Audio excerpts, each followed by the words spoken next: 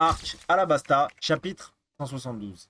Pendant que le gigantesque bateau finit de s'écrouler sur la ville, les habitants essayent de contenir le feu que les troupes royales ont déclenché. Miss Doublefinger dit qu'ils doivent retrouver Mr. Two en dehors de la ville puisque les choses seront finies pour Alabasta. Justement, Bonkley s'enfuit en rigolant sur le fait que le mot ambigu le définisse. Il est surpris par Kappa qui se rend compte que le roi était un imposteur. Il fait demi-tour en courant pour avertir les autres, mais il tombe nez à nez avec Miss Doublefinger et Mr. One qui se rend compte qu'il a compris la scène et il fracasse le petit. Les villageois essayent comme ils peuvent de contenir les flammes pendant qu'un membre de la rébellion trouve Kappa au sol. Il est incapable de parler correctement à cause de ses blessures. Les gens autour supposent qu'il s'agit de l'armée royale. Alors que l'enfant s'évanouit dans les bras de Koza, pour le chef de rébellion, c'est trop. Il donne l'ordre de rassembler les troupes pour lancer l'assaut. L'heure de la révolte a sonné. Mais alors qu'ils se demandent comment faire parce qu'ils n'ont pas assez d'armes, un des hommes raconte que le bateau qui s'est écrasé en ville transportait une cargaison complète d'armes comme si leur ciel leur donnait un coup de pouce. Alors que One, Bonkley et Doublefinger quittent la ville avec Banshee, on apprend dans la conversation que Mr. Four et sa partenaire avaient pour mission de kidnapper le roi. De retour au port, Koza, face à la foule gigantesque, galvanise ses troupes et donne l'ordre de marcher sur la capitale. Au palais royal, Shaka apprend ce qu'il se passe au port, mais que c'est impossible que Cobra fasse ça.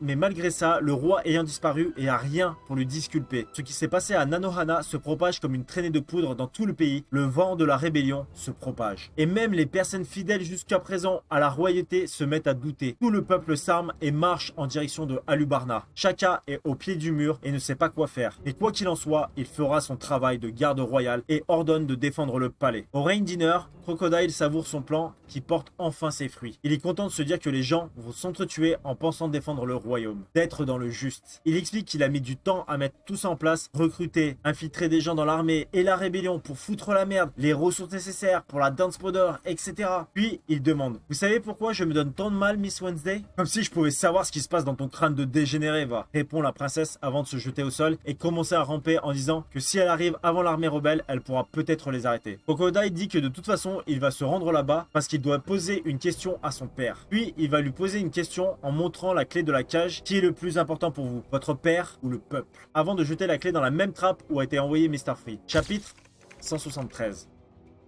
Le corsaire ajoute que oui, le bain de sang qui aura lieu dans 8 heures pourrait être évité, mais pour ça il faudrait partir maintenant et que même comme ça, la distance est longue entre Rainbase et Alubarna. Et là, le choix qu'il lui propose c'est de partir maintenant et abandonner ses compagnons enfermés dans la cage ou de partir en direction de la capitale, mais un des bananes Rocco vient d'avaler la clé. Et Vivi est incapable de combattre le reptile, elle n'est pas assez forte. Et même si elle en était capable, il faudrait retrouver celui qui a avalé la clé dans l'aquarium géant. Crocodile et sa partenaire décident de prendre congé, laissant Vivi avec son dilemme. Sauver les pirates ou ton peuple, sachant que dans tous les cas, les chances de réussir sont minces et que la pièce sera complètement inondée d'ici 1 heure. Il ajoute que ce pays est peuplé d'imbéciles comme le vieux de Yuba qui continue à creuser des trous malgré les tempêtes. Là, Luffy vrille en se rendant compte que c'est le corsaire qui a asséché l'oasis. Vivi, devant cette révélation, pense à Toto et se dit qu'elle va le tuer. Alors que l'eau commence à s'infiltrer dans la pièce et que le groupe engagé commence à paniquer, Vivi, elle, pleine de rancœur, repensant à tout ça, se dit que dans tous les cas, il ne la laissera pas faire. Mais alors qu'elle se dresse, elle se résigne. Elle est parfaitement consciente qu'elle n'est pas au niveau. Luffy crie son prénom. Crocodile rigole en se disant que le fameux chapeau de paille est humain et commence à avoir peur de mourir. Mais non, ce que veut Luffy, c'est qu'elle ouvre la cage pour lui éclater la gueule. Ne te surestime pas trop, avorton, va dire le corsaire. Que va répliquer Luffy, choque les autres parce qu'il s'agit d'un pirate puissant.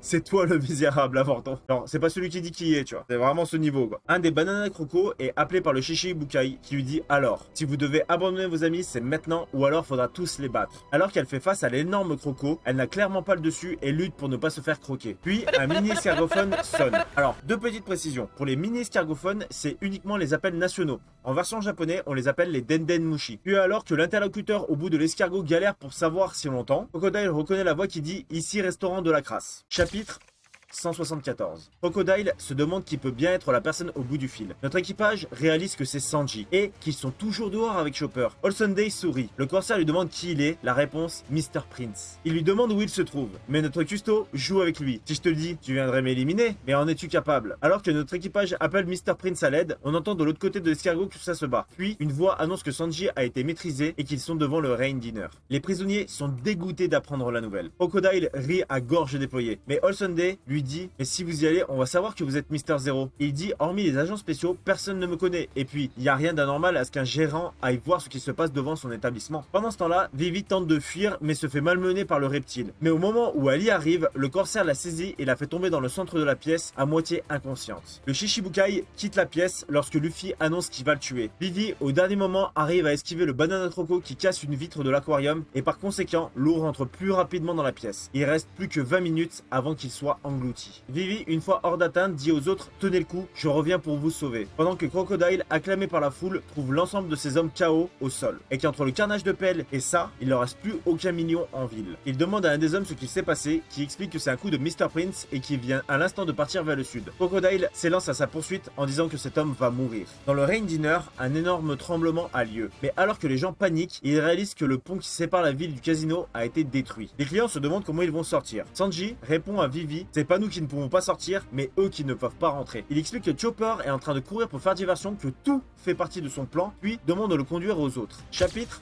175. Sanji explique que absolument tout est une mise en scène, et c'est Chopper se faisant passer pour Mr. Prince qui a défoncé les gars de Baroque Works avant de s'enfuir. Mais All Sunday semble être resté sur place et a remarqué Sanji. Pendant ce temps-là, Chopper a changé de forme et Crocodile a perdu sa trace. Dans la cage, c'est un peu la panique. Ils essayent de provoquer la banane. Oui, dans la cage, alors que l'eau monte, il y a un début de débat pour savoir si c'est une banane ou un croco. Bref, le taunt fonctionne, mais le crocodile ne parvient pas à détruire la cage. Smoker leur demande ce qu'ils savent du plan de Crocodile. Mais comme personne ne répond, il dit que la femme qui accompagne le corsaire est recherchée depuis 20 ans et que sa prime dépasse les 70 millions de berries. Il a directement compris après les avoir vus ensemble que leur objectif n'est pas de s'emparer du pays, mais bien plus, genre au niveau mondial. On s'en bat les couilles, répondra Luffy. On a déjà suffisamment de raisons de leur foutre sur la gueule. La panique commence à arriver, mais Sanji et Vivi sont là. Forcément, c'est le soulagement. Sanji fait le guignol en mode « Je te plais un ami ? Ouais, je suis folle de toi, sors-nous de là ». Il fracasse un banana croco et Smoker lui dit « Il faut taper le troisième, c'est celui qui a avalé la clé ». Mister Zero et All Sunday marchent dans les couloirs du Rain Dinner et comprennent que tout était un stratagème et qu'ils sont beaucoup plus dans l'équipage du chapeau de paille. Mais ça ne changera rien parce qu'il a la véritable clé de la cage, l'autre n'était qu'un leurre. Il ouvre la double porte menant à la salle où est enfermé notre équipage en disant qu'il va tous les éliminer. Mais les crocos sont tous éclatés au sol, la cage est vide. Le seul humain est Mr. Free KO au sol avec Adieu les sales crocos signé par Mr. Prince. Chapitre 176.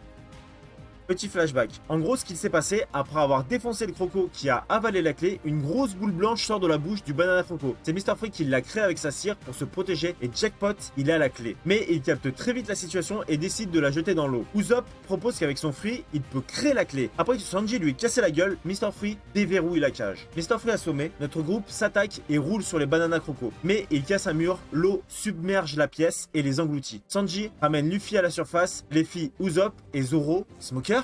Hein? Les autres de l'équipage lui demandent pourquoi. Il explique qu'il l'a fait contre cœur uniquement parce qu'il a obéi à son capitaine pendant que Nami remet du parfum et que Sanji tombe amoureux pour la 34 millième 560e fois. Smoker se relève et demande à Roronoa pourquoi et qu'en soi ça l'a atteint dans son ego ou peut-être dans sa vision des choses. Quoi qu'il en soit, notre sabre se répète et explique qu'il a juste obéi à Luffy. Il va répondre donc ça ne te dérange pas que je fasse mon devoir. Pendant ce temps-là, les troupes de marine commencent à se rassembler après avoir vu nos pirates. Luffy et Usopp ont repris connaissance. Quand notre héros voit le capitaine, il lui dit « Tu veux te battre ?» Et Smoker, il comprend pas trop et se demande si le type est vraiment sérieux. Petit moment de blanc, alors que les marines accourent, Smoker, résigné, leur dit « Uniquement pour cette fois, je vous laisse partir. » Les marines arrivent et notre groupe prend la fuite sauf Luffy. Je vous le dis, cette scène me régale. Il prend quelques secondes pour regarder Smoker avec un gros sourire et lui dit en se marrant « Eh, t'es pas un mauvais type, je trouve. » Et Smoker met un grand swing avec son arme en lui disant « Casse-toi de là et vite. » Alors que les marines s'élancent à leur poursuite, un des gars va demander à Smoker « Bah, vous les suivez pas ?»« Non, je suis fatigué. » Mais il donne note de contacter le QG pour que tous les navires à proximité d'Alabasta se rapprochent. Je sais pas si c'est important, mais le marine conteste en disant que le QG ne fera jamais ça pour un simple groupe de pirates. Et Smoker lui dit « Tu sais ce que j'en ai à foutre de la vie hiérarchique, moi ?» Pendant ce temps-là, Chopper, grâce à son parfum que Nami a mis juste avant, arrive à les retrouver en chevauchant un grappe géant pervers. Oui, c'est un pote de long cils. Après avoir grimpé sur le crustacé qui part en toute berzingue en direction de Alubarna. Vivi se fait attraper par le capitaine Crocodile. Mais Luffy s'élance pour la rattraper et l'envoie au niveau de ses camarades pendant que lui tombe de la monture. Chapitre 177. Je vous confie Vivi! Amenez-la au palais! Crie Luffy avant de tomber dans le sable. La princesse est prise de remords, mais l'équipage la rassure en lui disant que Luffy va gérer. Et maintenant, elle n'est plus seule à se battre pour sauver son pays, même si elle doit les sacrifier pour ça. On t'attend à Lubarna! Crie Vivi, alors que le crabe déménageur fonce à travers le désert. Malgré sa fuite, pour Crocodile, ce n'est pas un problème. Il va contacter ses hommes sur place. Luffy va dire, cette fille n'est pas assez forte, pourtant elle voudrait sauver tout le monde. Elle refuse de voir les gens mourir. Le corsaire répond que les pacifistes, comme elle, sont des abrutis. Mais j'imagine que tu es d'accord avec elle? Oui, va répondre notre héros. Mais étant donné qu'elle est prête à mourir pour t'arrêter, je vais te battre ici et maintenant. Crocodile rigole en expliquant que les crétins comme Luffy le font bien rire, et que les gens qui s'attachent aux autres, c'est fatal, et qu'il a laissé tomber toutes les gentilles idéalités sur sa route. Alors dans ce cas, c'est plutôt toi le crétin, rétorque notre héros. Ce qui fait marrer Miss All Sunday. Je vois pas ce qui est drôle, je voudrais pas avoir à vous tuer, Nico Robin. Si c'est ce que vous voulez, allez-y, mais vous aviez juré de ne jamais m'appeler comme ça, alors qu'elle s'en va pour partir à Lubarna. Le Shichibukai va jeter un petit sablier et annonce que le combat va durer 3 minutes. Puis, le combat s'engage enfin. Luffy balance tout ce qu'il peut, mais en vain. Chaque coup que le corsaire reçoit le transforme juste en sable, et à chaque fois qu'il essaie d'en placer une, son visage est déformé par les coups qu'il reçoit, ce qui finit par lui faire péter un câble. Chapitre 178. Le chapitre sera très court, mais pour faire très simple, Luffy n'est clairement pas au niveau du corsaire. Passe à l'attaque en montrant l'étendue de ses pouvoirs et la maîtrise du sable. Il est capable de couper le désert en deux, créer des sables mouvants et même des tempêtes. À un moment, il va toucher le bras de Luffy qui va être momifié parce que le sable absorbe l'eau. Il contrôlera ça en buvant l'eau que lui a passé le vieux Toto. Et justement, pour enterrer les espoirs de Luffy, il crée une tempête qui se dirige vers le sud. Aux alentours, les habitants de Rain Base, la marine et notre groupe regardent la tempête grandir et se diriger vers le sud pour engloutir Yuba. Crocodile dit qu'elle va prendre tellement d'ampleur qu'il ne pourra rien y faire. Luffy, face au corsaire, pète un plomb et l'insulte en lui disant « Le petit vieux a rien fait, arrête ça immédiatement !» Alors qu'il lui hurle dessus, sa voix se coupe. Ses yeux sont vides et le bruit de la chair qui se déchire s'entend. À qui croyais-tu avoir affaire? Alors que son crochet transperce le corps de Luffy, il ajoute sur Grand Line, les nouveaux comme toi qui se prennent pour ceux qu'ils ne sont pas, il y en a des tonnes, pendant que le corps de Luffy gît au bout du crochet de Crocodile. Chapitre 179. Sur le crabe déménageur, tout le monde est stressé à cause de la situation. Ils essayent tous de se rassurer tant bien que mal. Ah oui, je sais plus si je vous l'ai dit, mais Zoro et Sanji sont constamment en train de se prendre la gueule et encore une fois, là, ça fait pas exception. À Yuba, Toto a trouvé le puits et l'eau abonde à travers le sable. Alors qu'il a une mine réjouie, plus au nord, Luffy est toujours suspendu au crochet de Crocodile. Il dit que cette tempête va engloutir Yuba et faire monter la colère des rebelles qui vont mourir pour leurs idéaux et que les sentiments mènent à la perte. Puis, en voyant l'eau de Toto couler sur son bras, il va ajouter « Cette eau ne t'aura finalement servi à rien. » À ce moment-là, Luffy, inconscient, attrape le bras mouillé de Crocodile et le tord. Le corsaire le jette dans le sable mouvant, le laissant pour mort et quitte les lieux. En ville, Smoker ordonne à Tashigi de se rendre à Alubarna. Elle lui dit, une fois sur place, je fais quoi? J'aide les troupes royales ou je m'occupe des chapeaux de paille? Écoute ton cœur et fais ce qu'il te semble juste. En enfourchant sa grosse bécane à 4 pots. Elle est dans l'incompréhension et il ajoute, je dois prendre la mer en urgence, tâche de rester joignable. Et observe bien ce qu'il va se passer dans ce pays, qu'ils disparaissent ou survivent. Ce genre de situation accompagne toujours de grands changements pour notre époque. Après un moment d'hésitation, elle donne l'ordre de se rendre à Alubarda pour poursuivre les pirates. Pendant ce temps, Koza et la rébellion se rapprochent de la capitale. Shaka fait évacuer les civils et prépare ses hommes à la défendre. Sur une falaise qui surplombe les hauteurs d'Alubarna, on retrouve Mr. Four et sa partenaire qui ont capturé Cobra, qui déplorent la situation, pendant que tout le monde converge vers la capitale. Luffy se réveille bloqué dans les sables mouvants et hurle. Chapitre 180.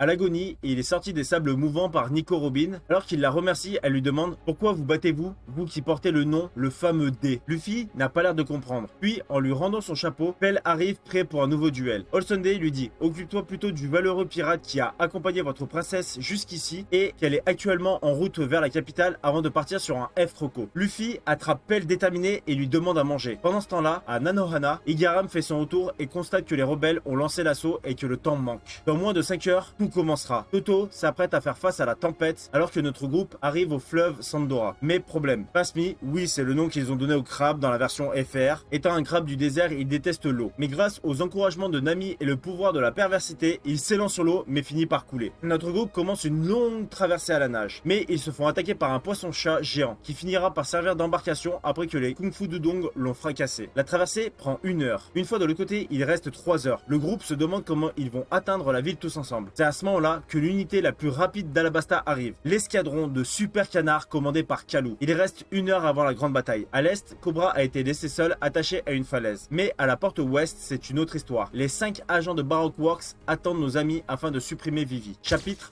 181. Le chapitre va être très bref. Concrètement, les rebelles sont à 30 minutes des portes. Alubarna dispose de 5 portes. Ouest, Est, Sud-Ouest, Sud-Est et Sud, qui sont toutes défendues par des gardes. À la porte ouest, les agents de Baroque Works aperçoivent l'escadron de Super Canard. Mais quelque chose cloche. En plus de tous être camouflés sous une cape, ils sont plus nombreux que prévu. Puis, ils réalisent que c'est normal, avec eux, ils ont Mr. Prince et la personne qui l'accompagne. Une escarmouche commence et l'escadron se divise en 3 groupes. Les 2 premiers se dirigent vers la porte sud, pourchassés par Fort et Merry Christmas. 2 autres à la porte ouest, suivis par One et Double Finger, et les 2 derniers à la porte sud-ouest avec Bone Clay. Les agents de Baroque Works sont tombés dans le piège alors que notre groupe enlève leur cap. Vivi est resté en retrait pour essayer de stopper les rebelles librement. Voici comment vont se passer les choses. À la porte sud, Merry Christmas et Fort affronteront Sanji et Chopper. Zoro se retrouve seul face à Double Finger et One. Ouais, Nami n'est pas trop chaude pour se battre à la porte ouest. Et au sud, Usopp avec Loncil. Ok, contre Bone Clay. Chapitre 182. Le sol tremble sous les sabots et les pas des 2 millions de montures et d'hommes en marche vers la capitale. Vivi, avec Kalou à ses côtés, se tient en plein milieu du désert. Elle hurle en direction de la troupe et Koza commence à l'apercevoir. Mais à ce moment-là, un boulet vient s'écraser devant Vivi, créant un écran de fumée. C'est un homme de Baroque Works infiltré dans l'armée royale qui feint de ne pas avoir fait exprès. Mais c'est décisif. L'armée rebelle charge à travers la fumée alors que la princesse s'égosille pour Chi. Nous y sommes. Les canons grondent et la mêlée s'engage entre les rebelles et l'armée royale aux portes. Kalou a protégé Vivi des piétinements qui, les larmes aux yeux, se dit qu'elle va essayer autant de fois qu'il faudra. S'il y a bien un truc qu'elle a appris sur le bateau, c'est de ne jamais abandonner. À ce moment-là, à son niveau, Usopp arrive sur un cheval et lui dit « Monte avec moi ». Sanji retrouve Usopp et lui dit « Qu'est-ce qui s'est passé ?» Couvert de blessures avec Loncil. Il explique que l'amener du mauvais côté s'est fait, mais ils se sont fait éclater en 2 secondes. Donc tout est en liberté, ce qui laisse un mauvais pressentiment à notre cuistot. Usopp, enfin, Bone Clay lui dit « Laisse cet oiseau et monte ». Elle réalise, malgré qu'il lui montre son bandage, que c'est pas Usopp. Il l'appelait Kalou par son prénom. Le Super Canard le comprend aussi et embarque la princesse pour s'enfuir, poursuivi par le sprint du signe de Mr. Two qui se demande comment elle a pu deviner malgré le bandage. Chapitre 183. Petit flashback où Zoro explique que comme Mr. Two est capable d'imiter à la perfection, il propose une double précaution. Comme quoi, si quelqu'un a un doute, il lui demande de retirer son bandage pour y voir une croix. C'est pour ça qu'en partie Bone Clay s'est grillé, il a montré que le bandage. Kalou, qui continue de courir malgré ses multiples blessures, lorsqu'ils arrivent aux portes, s'ils continuent tout droit, ils seront bloqués par la mêlée. Mais le Super Canard n'a pas dit son dernier mot. Avec sa vitesse, il s'élance à toute berzingue et remonte la falaise en courant. Rien n'arrête une folle, annonce Mr. Two qui court à la verticale à son tour. En haut, Vivi découvre la guerre qui déchire son peuple. Elle demande à Kalou de l'emmener auprès de Shaka qui tente de se frayer un chemin, mais il prend une balle perdue et s'écroule au sol. La princesse regarde le Super Canard prête à abandonner, malgré que celui-ci lui fait clairement signe de dégager. Au moment où il arrive à leur niveau, Mr. Two est repoussé par Cowboy et Iwanix. Au cas où, il y en a un qui s'appelle Bourbon Junior. C'est au tour de Sanji d'arriver. Il dit aux autres, partez, je vais m'occuper de Bone Clay. Tu es Mr. Prince, je présume. Non, je suis Sanji, un cuisinier d'exception. Sa réponse me régale. Ah ouais? Ça tombe bien, tu as devant toi une folle d'exception. À la porte sud-est, Usopp vient aider Chopper qui est mal au point. Le médecin explique que l'ennemi est sous terre, que Merry Christmas est devenue une femme taupe en mangeant le Mogu Mogu no Mi et que Mr. Four joue le rôle de batteur numéro 4. En gros, c'est le batteur le plus puissant dans une équipe. À ce moment-là, une batte de baseball envoyée depuis un trou par Mr. Four arrive devant Usopp et explose. Chapitre 184. Le nuage de fumée se disperse. Usopp remercie Chopper de l'aide, puis lui dit « Tu peux m'expliquer ce qu'il se passe ?» « Je te l'ai dit », répond Chopper. Mr. Four est un batteur accompagné d'un chien qui désigne du doigt. C'est une sorte de chien bazooka qui s'appelle Lassou, qui tire des balles que Mr. Four renvoie. Pour l'histoire, c'est un fusil qui a mangé le fruit du canidé version bassée. Ah oui, le chien s'enrhume rapidement. Et les balles que renvoie Mr. Four sont lourdes comme des boulets de canon avec un dispositif explosif à retardement. Il est donc impossible de les renvoyer sur lui. Pour vous donner un peu une idée de la force de Mr. Four, il pose sa batte sur un pan de mur qui s'écroule. Bref, Usopp et Chopper s'embrouillent parce que comme d'hab, Usopp a peur de se battre, puis alors qu'il essaye de s'enfuir, Chopper lui sauve le cul alors qu'il esquive les explosions. Notre médecin à un moment réussit à foncer assez proche de Fort, mais sa jambe est bloquée par Merry Christmas. Il se dit que même avec une Rumble, il n'aura jamais assez de temps s'il continue de s'enfuir comme ça. Mais ça a permis de créer une diversion. Usopp a profité de la situation pour sortir d'un tunnel avec un marteau de 5 tonnes et assomme Mr. Four, surprenant tout le monde par sa force. Chapitre 185. Usopp flanque comme jamais. Bon, il est lui-même surpris que le coup ait été efficace. Il met la pression à la taupe en essayant de l'attaquer à de multiples reprises, mais elle esquive tout. Puis, Mr. Four réagit enfin. Je sais plus si je vous l'ai dit, mais il est genre extrêmement lent d'esprit. Au début, Chopper, crédule, a gobé le discours du fameux Captain Usopp avec ses 8000 hommes, etc. Mais en fait, le marteau a été détruit entre-temps par le chien, et c'était ça. Merry Christmas comprend qu'il s'est bien foutu de sa gueule et s'attaque à notre menteur. Du côté de Chopper, Lasso et Mr. Four déclenchent un déluge de balles. Il est obligé de prendre une Rumble Ball, c'est un kit tout double. Pendant qu'il lance son scope, Usopp se fait défoncer la gueule par la taupe, elle lui fait traverser les murs, le griffe, enfin, encore une fois, Usopp se fait rouler dessus. Puis, Chopper trouve la solution. Après l'avoir aspergé de sable, il attrape la gueule de Lasso et le plonge dans un des trous de taupe. Le point faible, c'est que les tunnels sont tous reliés entre eux, et à chaque éternuement, le chien lâche une balle, et il bombarde les galeries souterraines, tout explose dans un énorme blast. Chapitre 186.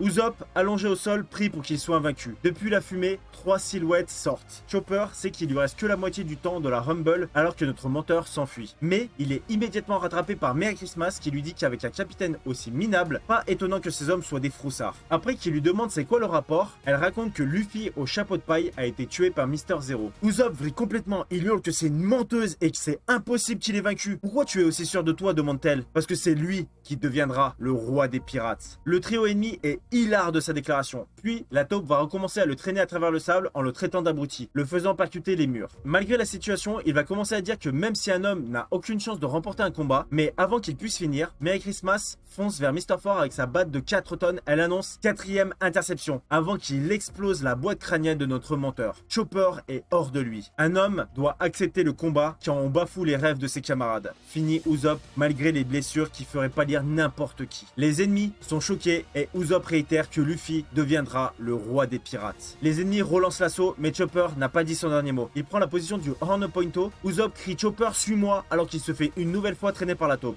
Ils approchent de Mr. Four, mais Usopp décoche une bille fumigène avant d'enlever ses chaussures pour se libérer de Sablette, qui est soulevé par Chopper à l'aide de ses cornes. En fonçant vers le batteur, Usopp crie 4e interception et là, il lui détruit la gueule avec sa batte. Puis alors qu'il est en train de réagir de ses conneries, pendant ce temps-là, Usopp se sert des cornes de Chopper comme un giga lance-pierre pour l'envoyer sur Mr. Four qui le prend de plein fouet. Il est projeté sur Lasso et les deux s'éclatent contre un mur à côté de leur acolyte. KO, le chien libère une balle qui termine le combat. Chopper et Usopp ont gagné. Ah oui, à la fin, Chopper crie Usopp, tiens le coup, faut pas que tu meurs et demande un médecin. Usopp lui dit mais c'est toi le docteur abruti. Chapitre 187.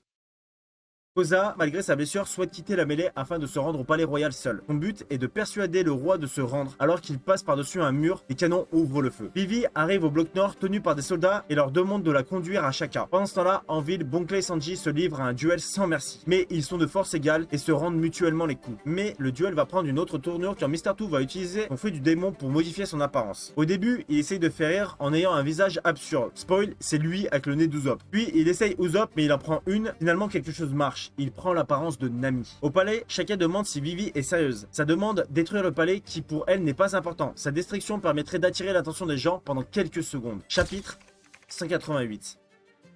Là, les soldats gueulent parce que le palais a 4000 ans d'histoire et que c'est une décision folle. Mais devant la détermination de Vivi et le souvenir de Cobra qui dit un pays n'est rien sans son peuple, Shaka met un genou à terre et s'exclame à vos ordres. On retourne sur le duel entre Bon Clay et Sanji qui se fait éclater la gueule, incapable de taper même la copie de Nami. Alors que son adversaire se lance dans une attaque pour se débarrasser de lui, au moment où il arrive à porter, le cuistot réplique par un coup de pied en pleine mâchoire. Il a compris le fonctionnement du fruit du travesti. Quand il prend l'apparence de quelqu'un, il ne peut pas combattre. Et lorsqu'il passe à l'attaque, il est obligé de reprendre son visage en le touchant de la main gauche. C'est à ce moment précis où Sanji peut contrer. Pour aller à l'essentiel, il se fout sur la gueule sévère. Pour vous donner une idée du niveau de Bon Clay, à un moment, il utilise les signes à la place de ses pieds et ses limites des impacts de balles. Mais Sanji, plus malin, lui dit à un moment, tu as un truc sur la joue gauche. Mauvais réflexe, il reprend son apparence et c'est un grand kick dans la tronche. Chapitre 189. Le combat est acharné et ils se mettent velus sur la gueule. Ils se lancent dans une ultime attaque et Sanji remportera le duel. Au sol, Mr. Two lui dit « Donne-moi le coup de grâce. Dans tous les cas, je suis mort. » Mais à la place, notre cuistot lui tend la main et dit « C'était un beau combat. Y a rien d'autre à ajouter. » Une amitié est née entre les deux. Mais Sanji le termine quand même, on sait jamais. Au palais, les gens s'attellent à la tâche pour placer les charges explosives. Mais une bonne partie des soldats contemplent peut-être le palais pour la dernière fois. Shaka, toujours dans le doute, est rassuré par Vivi. Il le remercie pour tout ce qu'il a fait, mais que, même s'il stoppe la la rébellion, le problème reste Crocodile tant qu'il sera en vie. Un si beau palais, vous allez quand même pas détruire ma prochaine demeure, dit Crocodile, qui fait irruption sur un garde-corps en hauteur. En ville, c'est compliqué. Bon, on sait tous que Zoro a un sens de l'orientation, c'est genre un véritable fer 4 en gros. Il cherche à retrouver Nami qui s'enfuit du duo de Baroque Works. Chapitre 190. Bon, globalement, il n'y a pas grand intérêt, mais on y apprend plusieurs trucs. Alors que Nami s'enfuit et que One s'apprête à l'attraper, Zoro s'interpose. Mais alors qu'il bloque son attaque, le pont derrière eux s'écroule, comme après avoir été coupé. Zoro est sûr d'avoir entendu le bruit d'une lame. Alors qu'il vérifie sa théorie en mettant un nouveau coup à One, il part son attaque avec son bras qui s'est transformé en lame. Il a mangé le Supa Supanomi, le fruit de Taiyadan. On y apprend aussi, il y a quelques années, l'ancien Mr. Seven avait approché Zoro pour qu'il rejoigne Baroque Works. Il a refusé, c'est pour ça que Zoro connaissait leur existence. Pour info, Zoro voulait bien le rejoindre, mais à condition d'être leur boss, et il a tué Mr. Seven qui l'a attaqué. Bref, une passe d'armes s'échange après quelques interactions, et Nami qui a disparu se fait poursuivre par Double Finger. On y apprend dans un flashback que Usopp lui a fabriqué une arme parce qu'elle souhaite se battre comme les autres et pas être un boulet. Puis, alors qu'elle prend son courage à deux mains en employant l'arme d'Usopp, on dirait qu'un projectile la touche en plein dans l'épaule. Plusieurs rafales passent à travers le mur et Double Finger arrive. Elle explique qu'elle a mangé le Toge Toge no Mi, le fruit de l'oursin. Perso, pour moi, c'est juste Oda qui a rajouté Sonic. Nami essaye de se battre avec sa nouvelle arme, le bâton climatique, qui à skip serait capable de contrôler les nuages, la pluie, le vent, mais le seul truc qu'elle va réussir à faire, c'est sortir des colombes et un bouquet de fleurs. Chapitre 191. Le chapitre se focus sur le combat, enfin, la blague entre Paola et Nami. Pour faire un résumé, Nami passe son temps à esquiver de justesse les attaques et mine de rien, elle arrive à tenir. Alors qu'elle est désavantagée parce qu'elle doit lire le manuel d'Usopp et au début, il n'y a rien qui va. Parce qu'il a cru utile de rajouter un côté festif au bâton. Je la cite, si je meurs, je jure de revenir hanter l'autre abruti avec son pif de 3 mètres. Puis, même si le bâton n'est pas au point, la voleuse finit par comprendre son fonctionnement. Il peut envoyer des bulles d'air chaude, froid et électricité statique. Et par conséquent, créer des vents puissants. Mais par 2 fois à la joue et au mollet, elle se fera toucher par Double Finger. Notre navigatrice finit par capter le fonctionnement du bâton et crée une rafale de vent qui touche Paola et même crée une illusion d'elle-même. Le vrai combat peut commencer. Chapitre 192. Petit focus sur le groupe de Sanji, Usopp et Chopper qui, après leur combat, se dirigent en ville pour rejoindre Vivi. Au palais, les gardes essayent de forcer la porte pour attaquer Crocodile, mais elle est défendue par Nico Robin. Cobra est cloué au sol sous le regard impuissant de Vivi et Shaka. Crocodile annonce qu'il va les tuer aussi, comme il l'a déjà fait avec Luffy. Mais avant ça, il a une question de la plus haute importance à poser au roi, où se trouve Pluton. Retour sur le duel entre Double Finger qui domine largement et Nami en difficulté. Nami esquive tout ce qu'elle peut et continue d'utiliser Bulle et finit par créer un nuage qui déchargera un éclair sur son ennemi. Le résultat du combat n'est plus aussi sûr. Chapitre 193. Nami se rappelle qu'il y a une attaque, la Tornade Tempo, qui peut être utilisée avec le bâton mais c'est à usage unique. Les deux filles se font face et notre navigatrice, à cause de sa blessure à la jambe, ne peut plus bouger. Double Finger attaque en chargeant avec ses cheveux en forme d'oursin, mais Nami fait face. Elle laisse volontairement sa jambe gauche se planter dans les pics afin d'immobiliser son adversaire. Et dit ça, à côté de ce qu'endure Vivi, ce n'est rien avant de lancer la Tornade Tempo. Sauf que, c'est deux piafs qui sortent. Mais ils finissent par tourner sur l'axe du bâton et s'entremêler sur Double Finger. La vitesse de rotation est telle qu'elle est catapultée et s'écrase contre un mur. Nami remportera le duel. Au niveau du palais, Crocodile explique que Pluton est capable d'anéantir une île d'un seul coup sans laisser la moindre trace. Que c'est une arme antique qui est planquée dans ce royaume et qu'il lui faut. Toutes ces années de préparation, c'était pour ça. Et un état qui sera surpuissant. La révélation choque Vivi et Shaka qui n'étaient pas au courant. Le corsaire, s'il devient le souverain de ce royaume, aura aucun mal à rassembler tous les pirates sous sa coupe et pourrait même surpasser le gouvernement mondial. Rien que ça. Cobra rétorque que le gouvernement ne le laissera jamais faire et que même lui ne sait pas si elle existe réellement ni où elle se trouve. Crocodile dit que c'est justement pour ça qu'il a besoin de cette arme, pour contrer le gouvernement mondial, mais il a pris en compte l'éventualité où il ne sait rien. Il ajoute que la place en contrebas où les soldats sont bloqués en essayant d'ouvrir les portes sera détruite par une bombe à 16h30, soit dans 30 minutes. L'explosion soufflera sur 2,5 km et à ce moment-là, les rebelles seront sur la place, ainsi il se débarrassera de tout le monde. Vivi commence à lui hurler dessus, mais Crocodile pose une nouvelle question au roi. Où est le poneglyphe? Là, Vivi se demande comment il connaît l'existence et Cobra, en échange d'un compromis, accepte de l'y conduire. Shaka finit par dégainer sa lame, mais nous repartons sur le duel entre One et Zero. Les coups s'enchaînent, mais ils sont inefficaces. Notre sabreur comprend que pour le battre, il doit être capable de trancher l'acier, et c'est exactement le genre de défi qui l'attendait.